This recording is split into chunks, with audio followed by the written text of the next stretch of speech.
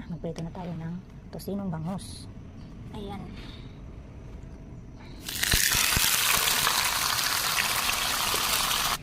Ayan, dito sa kabilang karanay. Talong yung lulutuin natin. Eggplant.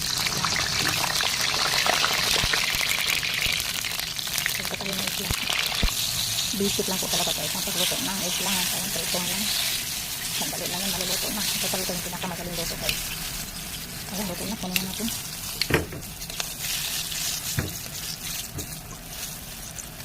So ngayon, tapos na yung ating eggplant. Susunod na namin itong tinakpak.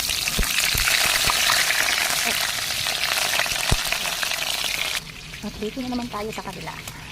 Tingnan natin itong niluto natin tosino bangus. Naka-low-fry lang po yan. Hindi pwedeng lakasan kasi nga masusunod. Kaya low-fry lang. Baliktad na natin guys. Sana hindi masewa. Oh wow. Naiwan yung buntot. Wow. Ang ganda pagkaluto guys. Ayan, tapos na ako nagbaliktad doon sa tosinong bangus. Dito na naman tayo sa kabila. Ito naman yung piritong tinapa. Ang baliktad lang natin para maluto. Yan, tablet lang lutuin guys. Pinaka-basic talaga itong pagkaluto nito.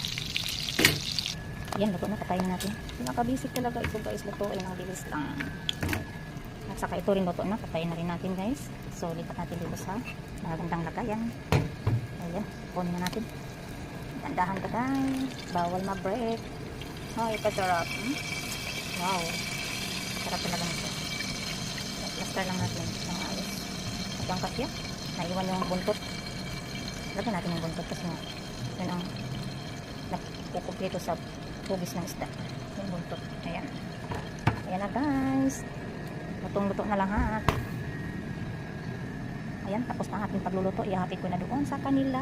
Ayan, ang sarap ng breakfast nila guys. Sarap, tosinong bangus at saka pritong tinapa at saka eggplant. That's all, thanks for watching.